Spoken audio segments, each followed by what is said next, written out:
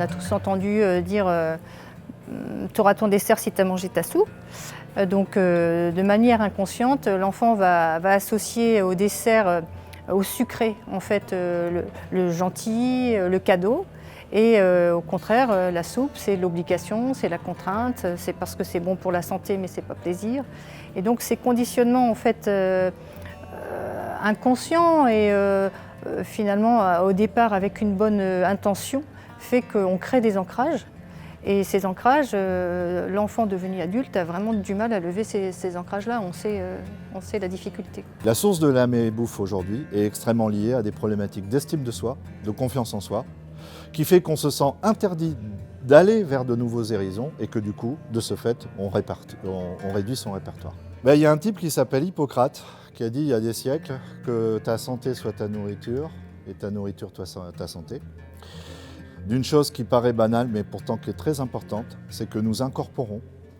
Et à chaque fois qu'on incorpore, eh bien on fait un choix d'avoir du plaisir ou pas, mais aussi un choix de pouvoir effectivement garder son capital de santé ou pas. Manger pour se réjouir, c'est simplement qu'on a un centre du plaisir dans le cerveau. Donc on a besoin d'alimenter ce centre du plaisir et surtout le plaisir est finalement le déterminant de la motivation au comportement.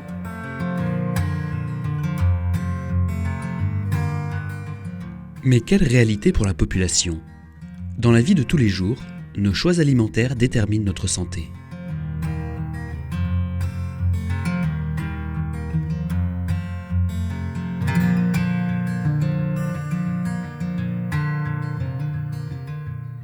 Ces maladies touchent en premier lieu là où le niveau de vie est plus faible et la précarité plus élevée.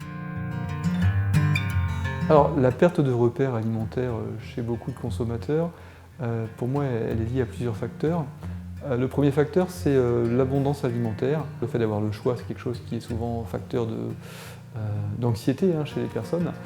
Donc c'est le cas également dans le domaine alimentaire. Les aliments qu'on classe souvent dans la malbouffe, c'est des aliments qui sont énergétiques au sens où ils amènent beaucoup de calories sous un petit volume et qui sont pauvres nutritionnellement au sens où, à part les calories, ils n'amènent pas grand-chose, peu de vitamines, peu de minéraux, peu de fibres végétales. Donc, à part les calories, il n'y a pas grand-chose. Et donc, on rejoint effectivement le concept de calories vides.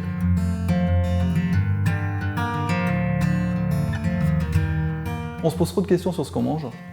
On veut être trop, justement, parfois dans le bien manger, dans la diététique. Il faudrait revenir à quelque chose de plus spontané et ça se passerait mieux pour beaucoup de gens. Autant sauter un repas en me disant comme ça je vais perdre du poids, ça c'est une très mauvaise idée.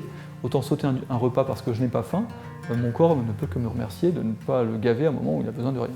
Je pense qu'il faut que chacun ait un minimum d'éducation à la diététique pour savoir en gros ce qu'il faut manger pour avoir une alimentation équilibrée. Vraiment les grandes bases.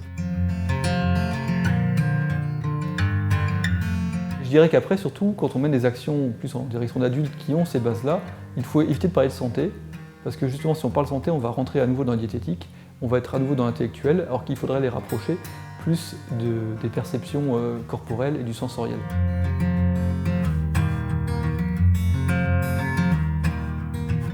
Changer, c'est l'affaire de chaque individu, mais aussi un enjeu collectif pour que nos choix soient facilités. Des programmes nationaux existent pour favoriser des partenariats avec les collectivités territoriales, le monde associatif, les organismes institutionnels et les acteurs privés. Lancé en 2010, le Programme national pour l'alimentation a pour ambition de favoriser l'accès pour tous à une alimentation durable et de qualité. Lancé en 2001, le Programme national Nutrition Santé est un plan de santé publique visant à améliorer l'état de santé de la population en agissant sur l'un de ses déterminants majeurs, la nutrition.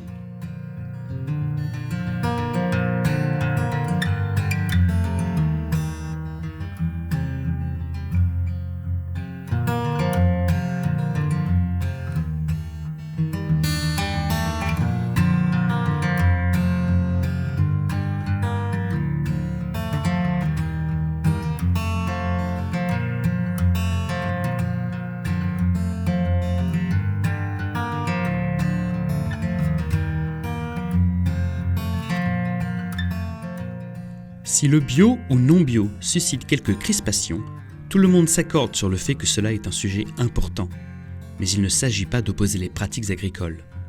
Du transformateur, négociant, restaurateur et distributeur, il convient en revanche d'interroger chacun des maillons de la chaîne alimentaire sur sa dépendance aux produits chimiques, conservateurs, additifs, conditionnement plastique. Et trouver collectivement les solutions ou dispositifs pour favoriser les pratiques éco-responsables.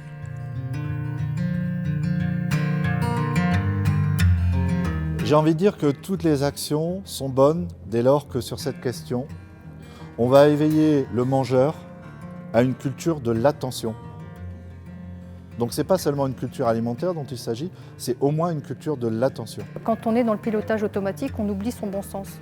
Et la présence attentive, développer sa présence attentive, c'est justement être là, être dans l'instant, et donc adopter le comportement qui correspond à la situation et à mon besoin. Et non pas manger parce que c'est l'heure, manger parce qu'il faut, manger, etc.